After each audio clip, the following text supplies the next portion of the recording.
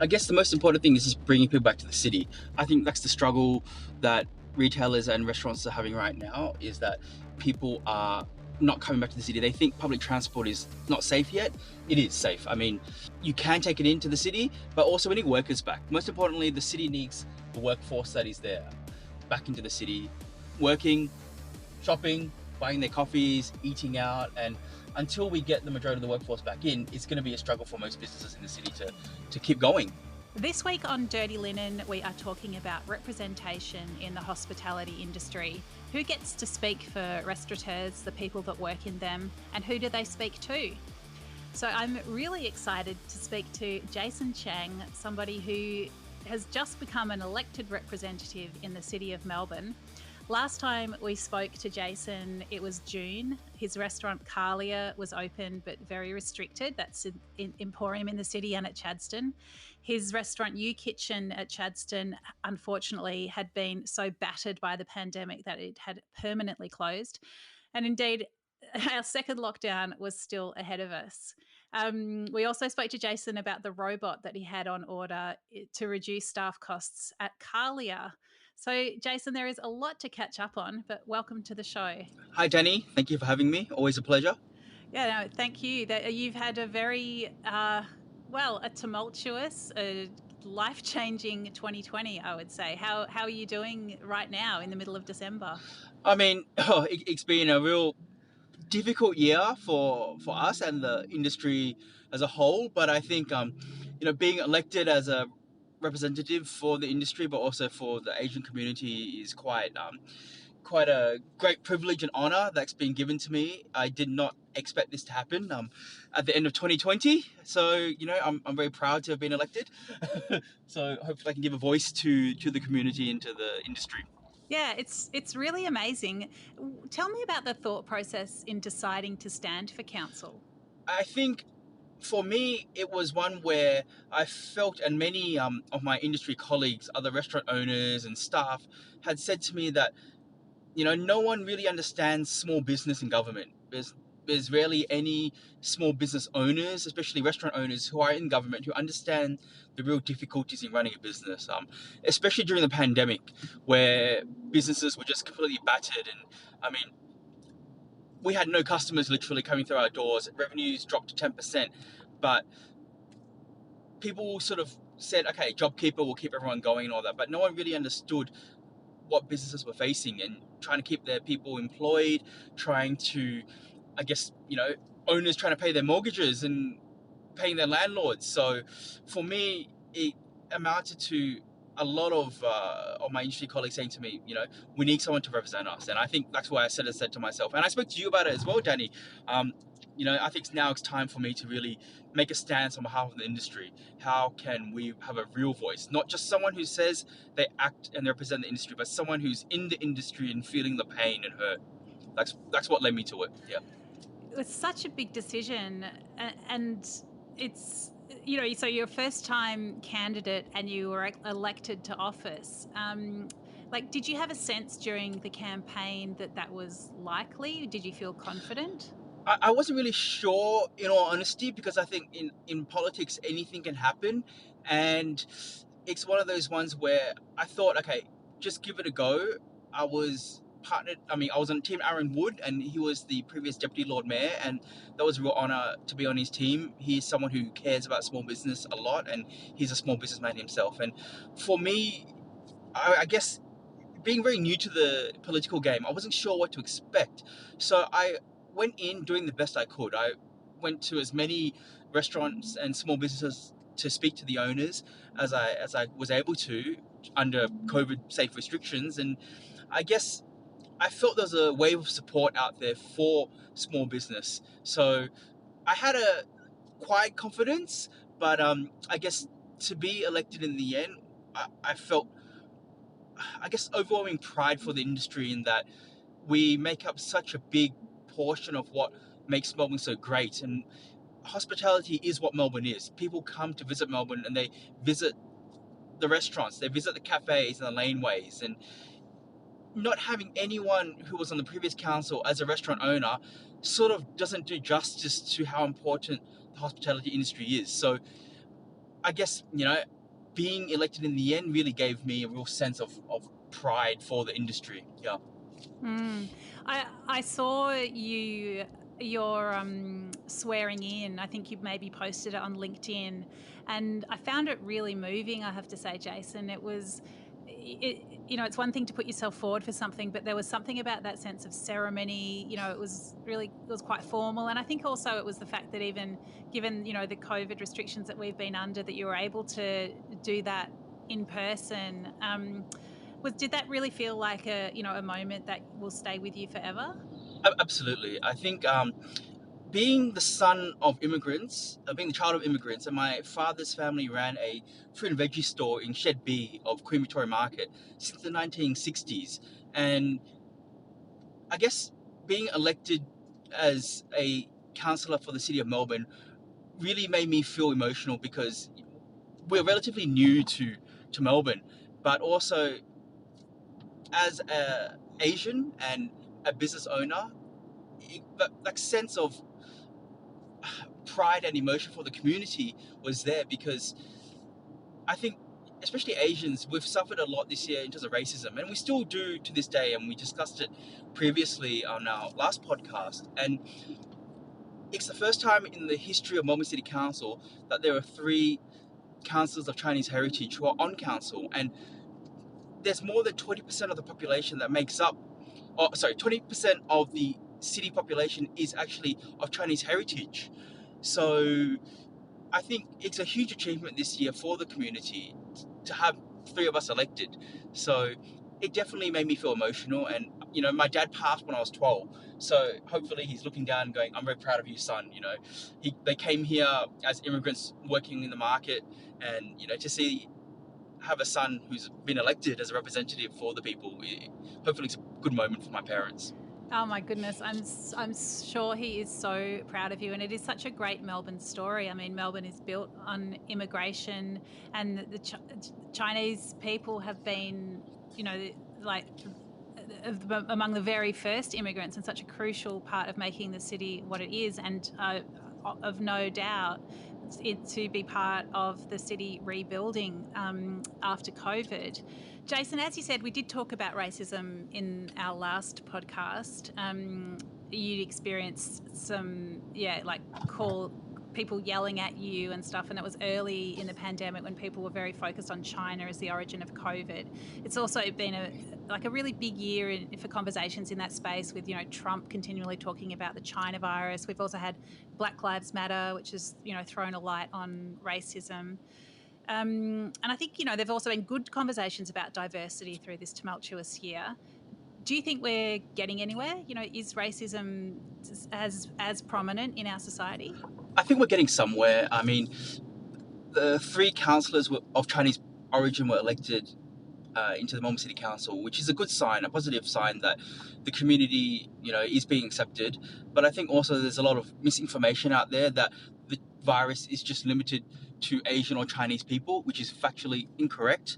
I mean, the virus is still rampant in the US and in Europe, and actually China has got the virus under control. So I think if you look at it from a situation where people are still viewing people of Chinese heritage as the cause and as virus carriers, it's just misinformed. And unfortunately, my staff and others have also felt that racism. I've also felt that racism on LinkedIn. I mean, I had white males come and say that, well, Chinese people are racist to the locals. Why are you only hiring Asian people in restaurants or stores in the city? And I mean, that's incorrect. A lot of people, you have to look at the fact that a lot of Chinese restaurants hire people who apply for the jobs. People who may only speak Chinese apply for the jobs. And people said to me, how come Asian businesses only hire people who speak Chinese? I also say, well, a lot of businesses here only hire people who speak English as well. Are they being racist? So there's a lot of misinformation that's still out there. And in my position as a councillor, I'd like to fight that racism. I think speaking up against that is very important, and I always will. I will speak out against people who are racist to me, to people I know, or to any minority, whether it's Chinese, whether it's Indian or any other sort of minority race, I think it's very, very wrong. And I think the question I always ask is, have you felt racism before? To those who say that they're not being racist. Racism is usually felt in the eye of the receiver, not the person giving out the comment. Yeah, that's pretty powerful. And one thing that I always wonder, and we talked about this last time as well, is do you think it's ever going to be okay to charge as much for dumplings as for pasta? Unfortunately, at this point in time, I still feel not. I still feel that people are still going to look at Chinese food as cheap street food. And I think this shows with the number of closures of Chinese businesses in Melbourne. You've got famous institutions like Shark Fin House, like Ling Nam, that are closed permanently. And I think this shows that these restaurants just, we couldn't survive here. And it's very unfortunate because they've been around decades and people are still paying $30, $40 for tortellini.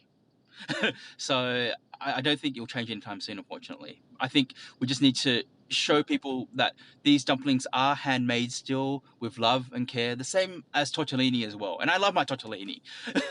But I think yeah, it's nothing against tortellini. nothing against tortellini, but I still think there's a lot of misinformation out there about what Chinese food is like and the premium ingredients that go into it. So I hope this does change, but I don't think anytime soon, unfortunately. What are the kinds of things that you're looking at? You know, what do you think is really important in your role as councillor to try to help the city to thrive again? I guess the most important thing is just bringing people back to the city. I think that's the struggle that retailers and restaurants are having right now, is that people are not coming back to the city. They think public transport is not safe yet. It is safe. I mean, at this moment in time, I think the state government's also doing their best to bring people back to the city in terms of letting people know that the public transport system is being cleaned.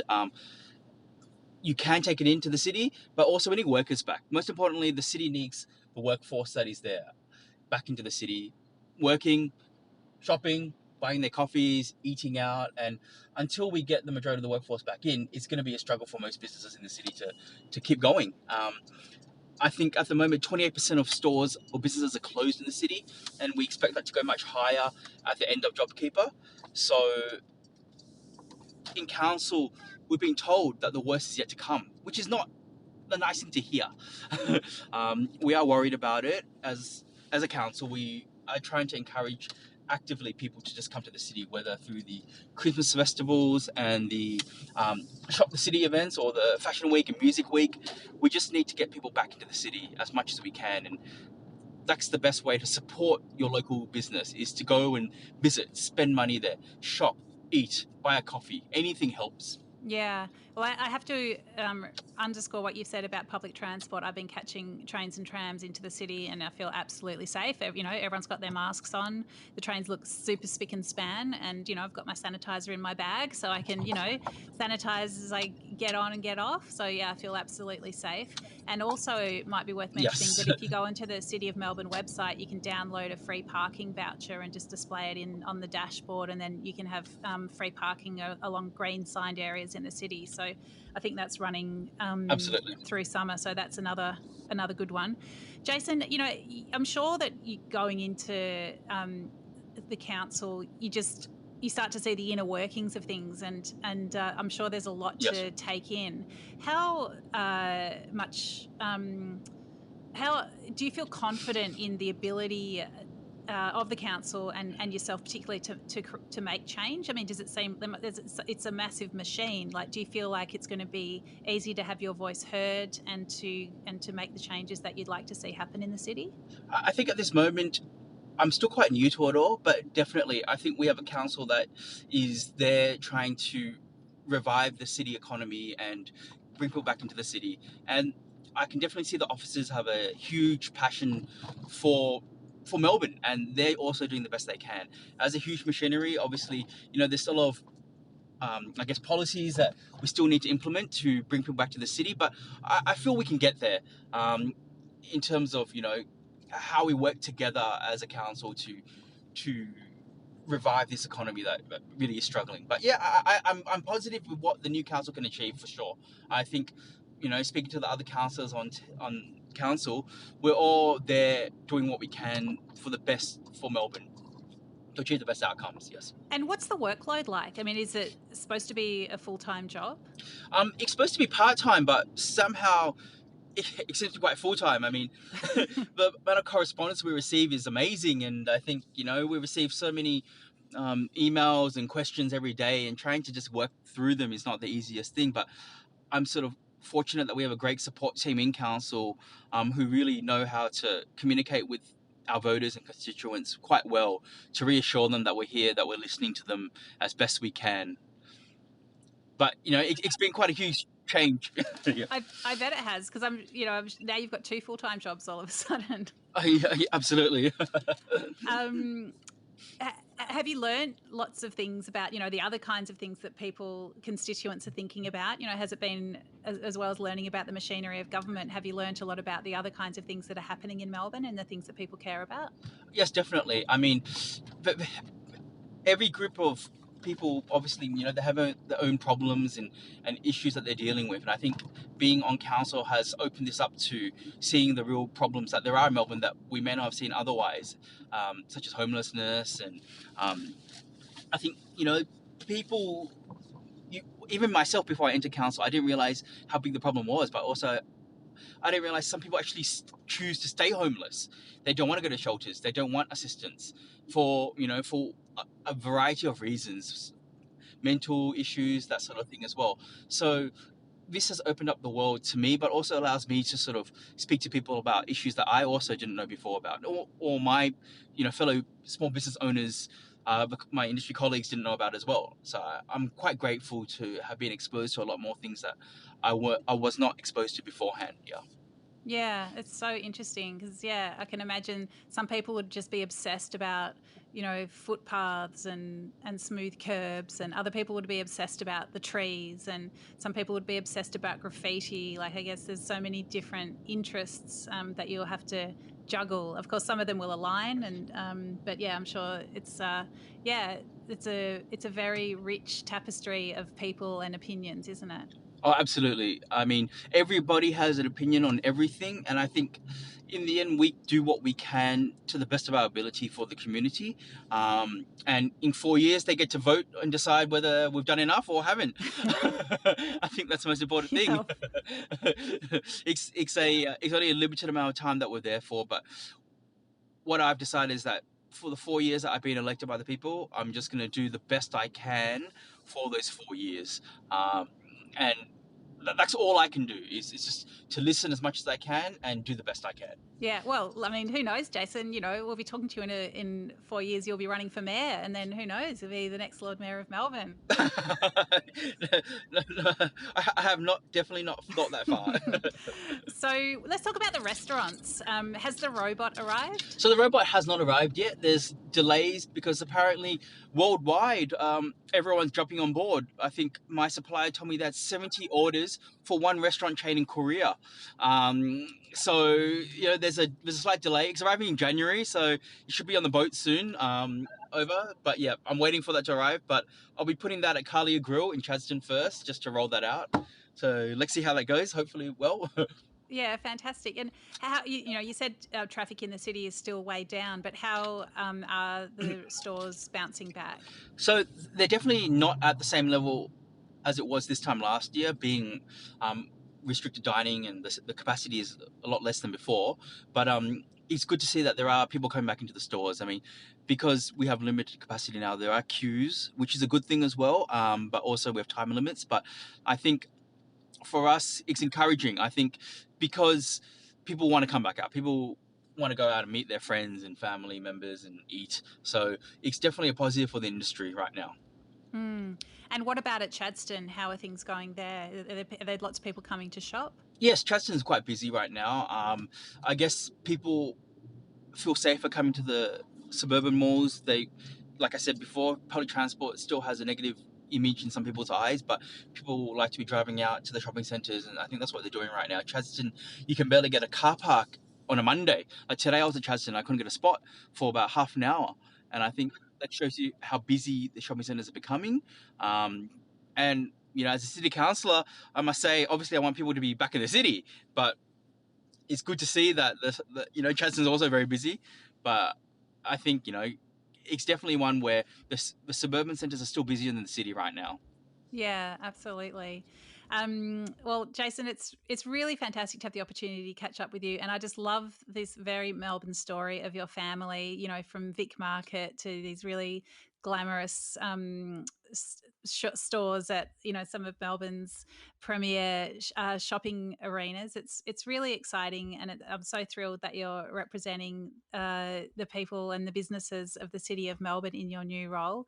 Thanks so much for letting us get a bit of insight into what you're up to, and for chatting to us at Dirty Linen today. My pleasure. Thank you for having me again. Always, love talking to you, Dani. And thanks for the support you've given to the industry over the past years. Many, many years. It's absolute pleasure. Thanks, Jason. Thanks, Dani. This is Dirty Linen, and I'm Dani Valent. We air the issues that the hospitality industry finds hard to talk about. We spend a week thrashing around each issue, hearing from different people with unique perspectives. We want to hear from you as well. If you have something that needs to be said about a topic, get in touch so we can include your perspective.